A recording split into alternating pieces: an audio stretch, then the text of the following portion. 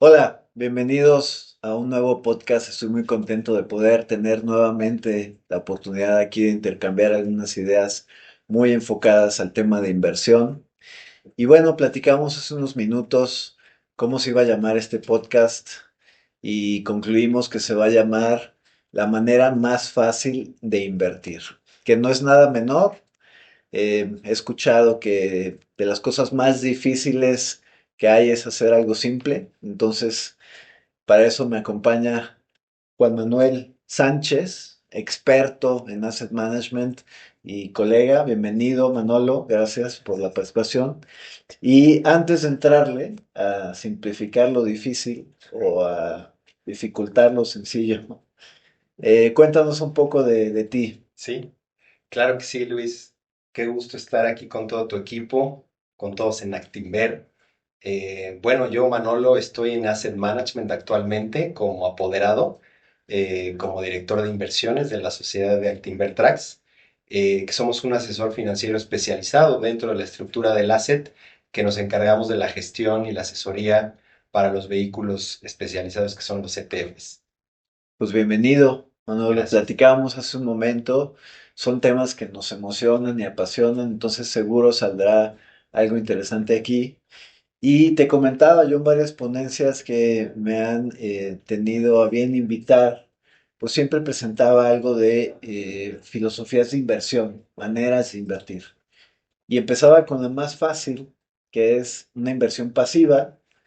Explicaba un poco y eso creo que lo vamos a desarrollar aquí, Sí. pero empezaba con una inversión pasiva y luego el análisis fundamental y luego un poco las tesis de growth y luego al final pues ya invertir con trading a corto plazo, indicadores técnicos, etcétera. Pero regresándonos al principio, Sí. como yo lo he expuesto varias veces en presentaciones, pues la manera más fácil de invertir es a través de un vehículo colectivo indexado, ¿no? Vamos a irnos más a detalle ahí, platicábamos y de repente me sentí muy viejo porque platicábamos de la historia de los fondos indexados y decíamos el primer fondo indexado salió en 1976, yo nací un año después, entonces no sé si los fondos indexados son muy jóvenes o por el contrario la otra posibilidad, pero pensemos que es algo muy temprano. En realidad sí, porque de ahí platicamos la evolución y vamos a adentrarnos un poco más, pero después de este 1976 que lanza Vanguard, este primer fondo indexado, hay algunas innovaciones de fondos y pasan a ETFs o a un ETF. ¿Qué nos puedes platicar de estas innovaciones y de lo que es el ETF? Claro, Luis. Lo dijiste perfectamente. Es la historia de los ETFs va un poquito más atrás de 1976. Quizá después platicamos de eso, pero mientras, el primer ETF que se adelantó, digamos, porque los americanos tenían esa idea, como bien dijiste, con Vanguard, de tener un fondo indizado, fue Canadá en el año de 1990 con el lanzamiento del Toronto 35, que fue el primer ETF registrado en la historia en el año de 1990, que fue seguido más tarde en Estados Unidos, 3 años después, en 1993, con el famosísimo SPY, que replica al Standard Poor's 500. Más tarde, digamos que todo esto como si fuera una ola que nace en algún lugar y se va expandiendo a nivel global. Más tarde vinieron otras regiones, allá por el 2000 se incorporó Europa y algunos países en Asia, y México llegó a este punto con su primer ETF en 2002, que fue el NAFTRAC. Vamos regresando Sí, a los básicos, ¿no? sí, sí. Ahorita vamos a México, porque el caso de México es bien interesante, Sí, ya lo comentaremos, pero el caso de este primer ETF, el Toronto 35, para simplificar la idea, sí, el 35 viene de las 35 empresas más grandes en capitalización, es decir, de más valor, en las que este fondo invirtió. sí, Entonces, de manera muy sencilla, y ayúdame a simplificarlo porque tú sabes mucho de esto, claro. es un ETF, es un vehículo de inversión Sí, Exchange Traded Fund, lo que significa de una inversión colectiva sí, que se invierte en índices de distintos tipos y en activos, ya de distintos tipos. Pero la idea de origen es sí, que alguien hace un vehículo de inversión que acepta inversiones de inversionistas institucionales o de retail o lo que sea. Me decías hace unos minutos que esta idea había empezado con el tema institucional, sí, pero muy rápidamente se fue a los inversionistas individuales, correcto. justo porque permite, pues con una inversión, diversificar. En el caso del ETF de Toronto, el primero que hubo, pues Sí, en estas 35 empresas de manera automática, ¿no? correcto. Em, en esta evolución del mercado de Estados Unidos, que ya vale 16 trillones o más de esto, trillones en inglés, ¿no? Billones en español, miles de millones, Ujú. eh, que el último año creo que aumentó más del 20% los activos en los ETFs, entonces se ve que sigue siendo un instrumento muy socorrido, tanto Sí, por inversionistas, instituciones como individuales. sí, Em, pues de esta idea, cómo alguien se puede beneficiar, y ya en el contexto de México que mencionabas, fue en el 2002, ¿no? sí, El primer ETF del índice de la Bolsa Mexicana de Valores, el NAFTRAC, pues es el, digamos, que representa el mercado general mexicano, sí, también con una treintena de empresas sí, de más alta capitalización en donde cualquiera puede invertir. sí, ¿Puedes comentarnos más de esto? claro. Sí, Luis, fue acertado todo lo que comentaste. Y digamos que es bien interesante ponerle o tratar de ponerle un orden a cada una de las cosas. Bien empezaste diciendo que los ETFs, su naturaleza, su inicio, su concepción fue, y es toral en ellos hoy en día, es el índice. El ETF vive gracias a que viven los índices. Si no vivieran los índices, no tendríamos ETFs. Prácticamente todos los ETFs, incluso hoy en día los que son de gestión activa, tienen un benchmark al cual hacen referencia. Entonces, como bien lo comentaste, en un inicio los ETFs solamente replicaban a un conjunto de acciones de larga capitalización. Ese fue, digamos que la idea inicial. Y hoy en día abarcan pues, prácticamente todas las temáticas, no solamente por regiones o por tipos de activos o clases, sino lo más, digamos, lo más popular que hay en este momento, las temáticas de tendencia más importantes como hay inteligencia artificial, activos digitales, ecosistema cripto y Robótica, litio, energías renovables, exactamente, etcétera, etcétera. exactamente. Digamos que el poder que tiene el instrumento que en un principio no se dimensionó como actualmente sí se hace, es la capacidad de replicar a una canasta. Es lo que platicábamos hace rato, Luis, de cuando vamos al súper, por decirlo de alguna manera, pues no vamos y escogemos un producto y ya nos vamos a casa, sino que vamos con nuestro carrito metiendo productos de aquí y allá y todas nuestras necesidades, no solamente de alimentos y de farmacia y de todo, lo ponemos en una canasta y ya pasamos a pagar y nos llevamos todo un carrito completo a casa. Cuando vamos al súper como inversionistas, cuando vamos a la bolsa, en este caso a Bolsa Mexicana de Valores, podemos comprar este tipo de vehículos que son canastitas de acciones de distintas, las agrupaciones pueden ser de lo que queramos casi o de lo que nos imaginemos o de lo que demande el público inversionista y que los gestores se animen a construir el vehículo para ofrecérselo a todas las personas que están ahí, ¿no?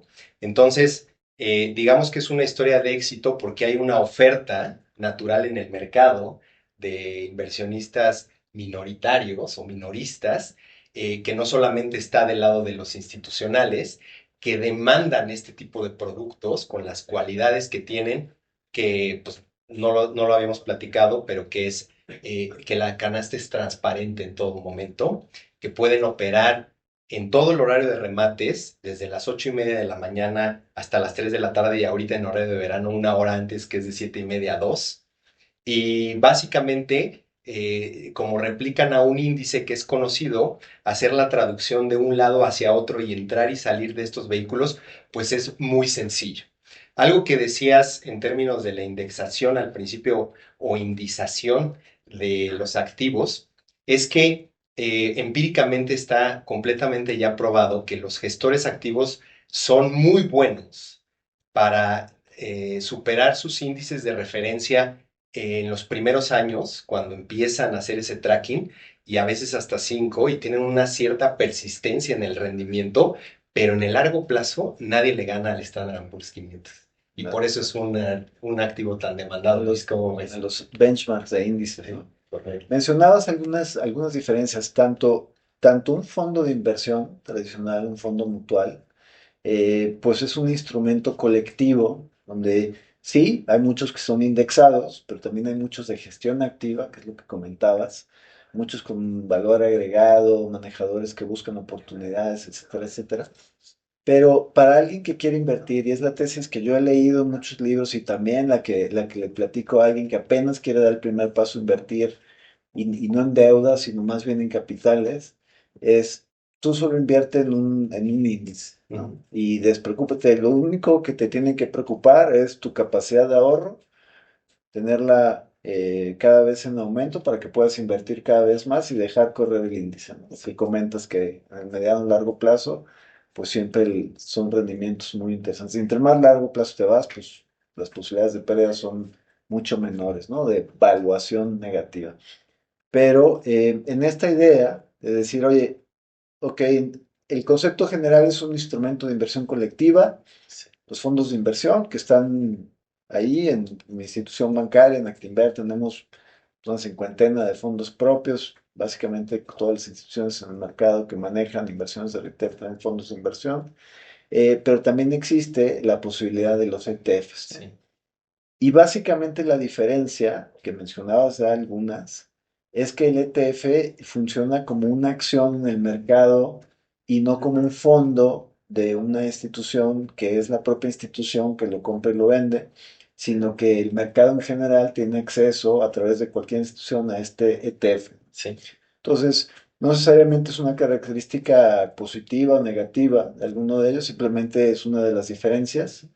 Otra de las diferencias, pues es que tienes el tratamiento tanto de costos como fiscal de una acción cuando inviertes en un ETF versus un fondo de inversión, sí. que también pues, son diferencias que hay que considerar, depende del tipo de inversionista que seas, pero yo creo que lo importante es conocer más de la propia tesis de inversión, de los activos del fondo y el propósito del ETF, ¿no? O Claro. sea, yo veía en México, pues que ya hay 1500 ETFs en el SIC, hay locales que tú traes ahí un par, Ujú, más de 20, ¿no? ujú.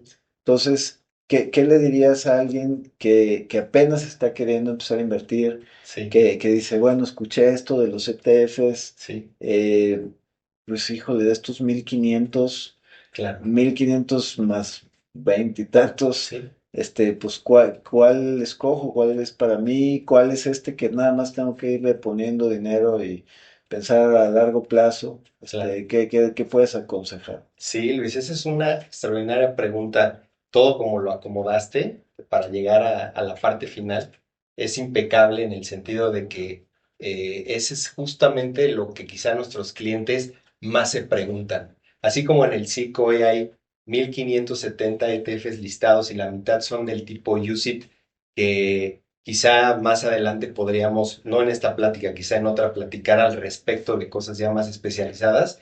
Déjame atajar rápidamente esta cuestión del tema de inversiones. Vamos a imaginarnos que somos una persona que no nos dedicamos a las inversiones como nuestra principal actividad.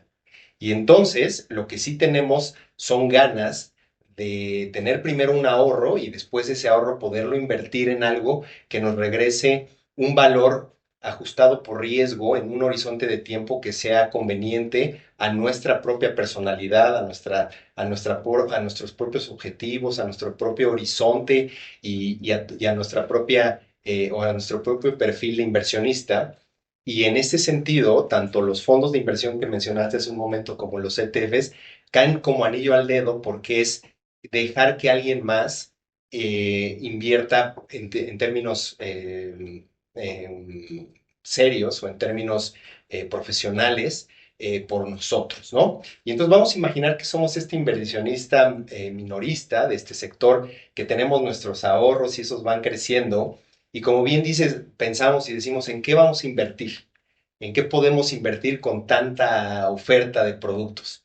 Entonces tenemos que imaginarnos como si fuéramos nosotros, nuestro portafolio fuera un planeta completo y podemos tener alrededor satélites. Esa estrategia que sofisticadamente se llama Core Satellite en inglés es una muy buena idea de cómo podemos incluir a los ETFs en nuestra propia o en nuestro propio portafolio de inversión, que es la siguiente.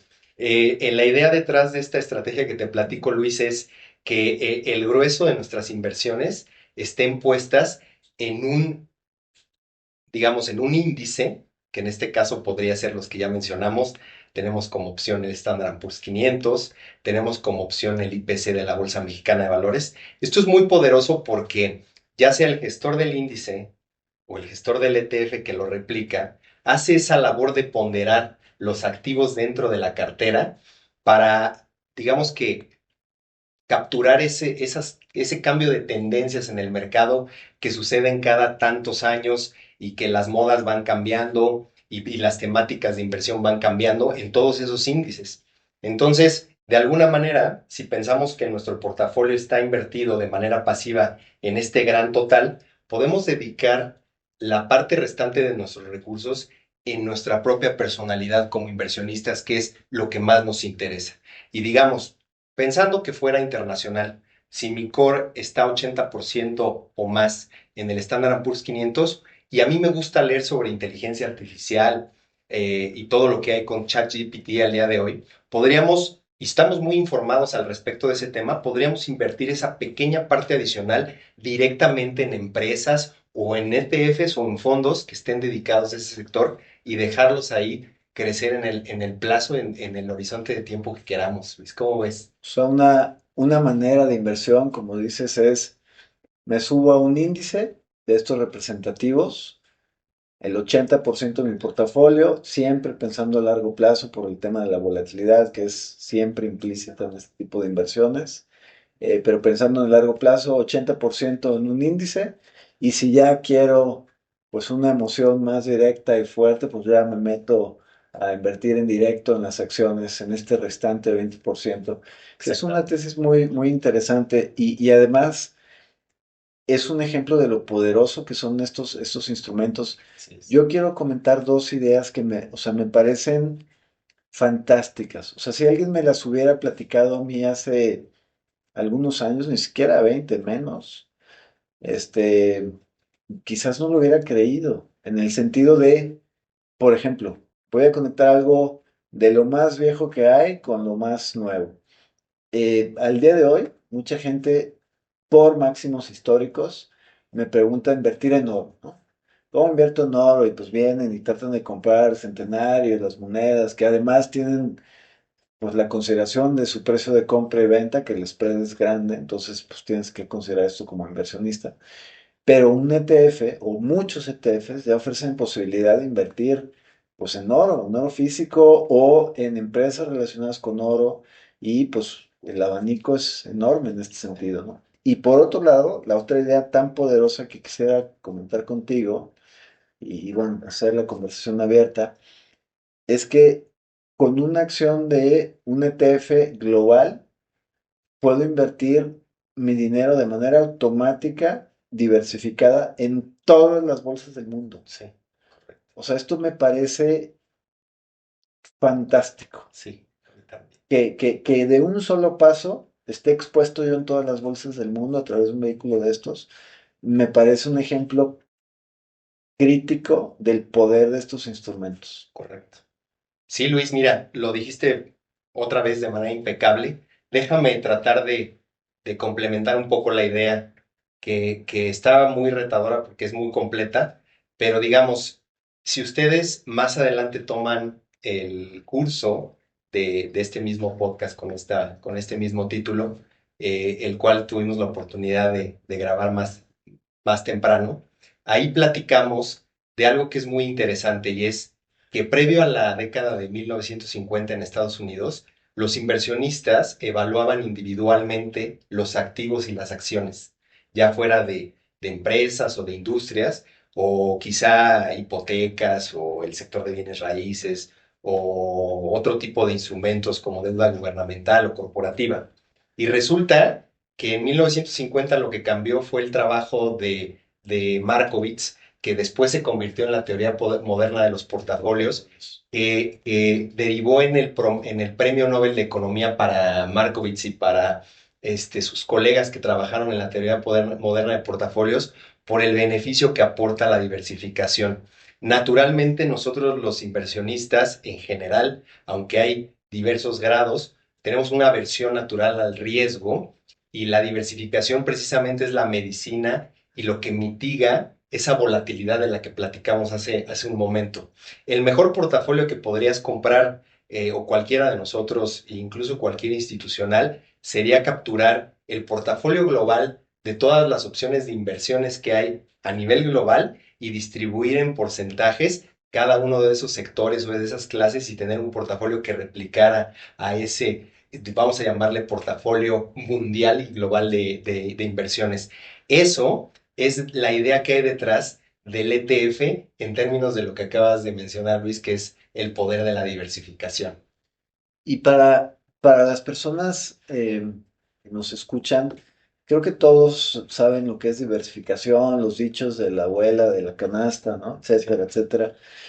Eh, pero yo me acuerdo de un ejercicio que hice hace mucho tiempo, así de estudiar portafolios y beta, riesgo, etcétera.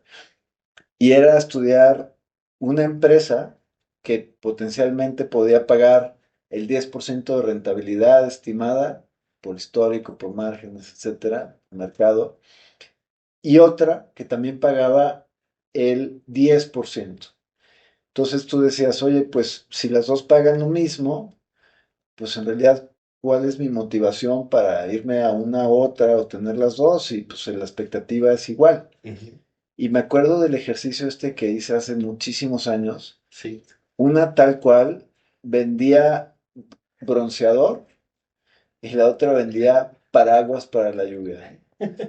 Y creo que una idea tan simple como esa te das cuenta, pues sí, potencialmente pudieras tener el mismo rendimiento, pero básicamente estás diversificando tu riesgo Sí, pues de manera extrema, porque no estás apostando a que haya sol y en la otra a que llueva. completamente. En Sí. ese caso, Luis, dirías al final en promedio, estoy sin la necesidad ni de una ni de otra, ¿no? Y con el riesgo bastante bajo, Sí. pero con la rentabilidad potencial igual, ¿no? Así es, Entonces, exactamente. ese es el principio general de la diversificación. Y ahora pensar que con un ETF, con una acción de un ETF, estás expuesto a todas las bolsas globales, es difícil de creer. Sí, ya no hay necesidad de tú hacer la evaluación de cómo está el portafolio global que estamos platicando y tener que ir a la bolsa a comprar en la ponderación que le corresponde a cada una de las acciones que le corresponden a la canasta. Solamente compraste una vez un ETF que ya trae esa canasta, alguien lo gestiona por ti y tú ya estás expuesto a ese portafolio que era el que te interesaba en un principio. Te quiero hacer otra pregunta, Manuel, Claro, que es una pregunta que me hacen a mí frecuentemente, pero quiero que la contestes tú de manera articulada, ¿no? con todo gusto. Em, Todo el mundo conoce estas marcas, Apple, Nvidia, con las cosas que ha sucedido. Pues las siete magníficas, ¿no? Sí, Google, Alphabet, etcétera.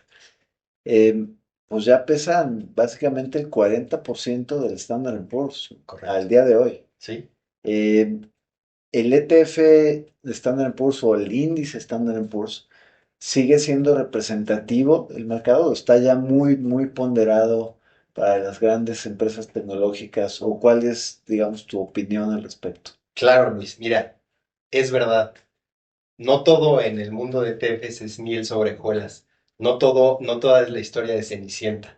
Realmente el ecosistema enfrenta grandes retos. Hace rato mencionabas uno de ellos, que es ahorita la cantidad de instrumentos que hay.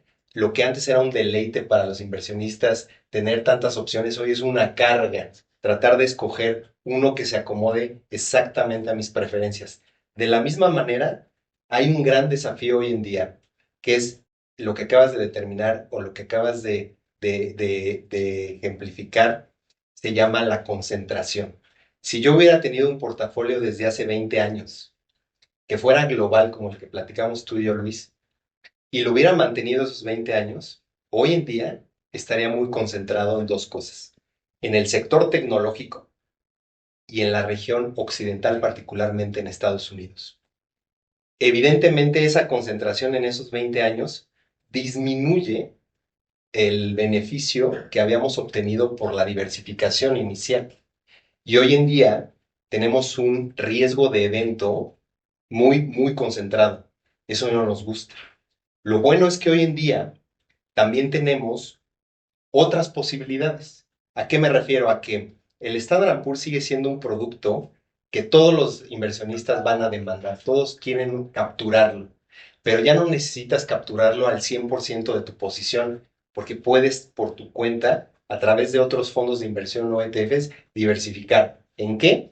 Pues en temas que son muy actuales y que tienen baja correlación empírica o demostrada con los activos tradicionales, como puede ser bienes raíces, hay ETFs para eso, infraestructura, recursos naturales, que entre esos, además de los que mencionaste hace ratito, que es el oro y otros metales preciosos, también hay agropecuarios y también hay materiales de construcción o minerales que se usan en la industria. Y así, lo bonito del mercado global el día de hoy es que hay opciones para diversificar cuando identificamos que tenemos un riesgo de concentración muy alto como el que bien mencionas. Pues muchas gracias, Manolo. Ya como mencionaste, nos diste ya varias horas de tu tiempo y esto es una parte de las que más me gusta de esta iniciativa de Acelera, que profesionales como tú, pues de buena gana nos dan horas de su tiempo y ya te tomamos la palabra, hicimos un curso de cómo invertir en un portafolio de ETFs que estará disponible para todos en el reto Actinver de este año y en Acelera para algunos. Seguro ahí van a beneficiarse todos nosotros, nos beneficiaremos con tus conocimientos. ¿Qué les dirías para cerrar a un inversionista pues promedio o alguien que apenas está dando el paso para invertir? Que lo hagan, que continúen en ese camino, Luis. Para mí ha sido un placer trabajar con todo tu equipo y contigo en este podcast de Acelera Academy. Yo los invito, de igual manera que tú, a que tomen el curso. Primero que se inscriban en el reto de Actinver y eso les va a dar de manera exclusiva a los del nivel intermedio el acceso al curso que hicimos de ETFs. Yo les diría a aquellos que tienen esa duda, inscríbanse al reto.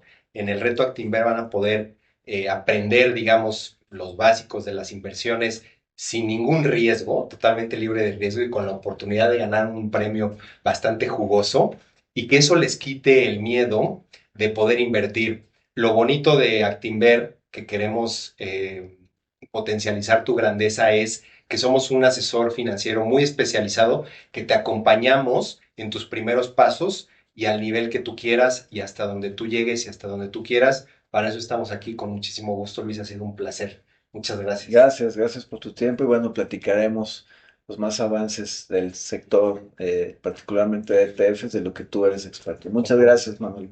Todo gusto.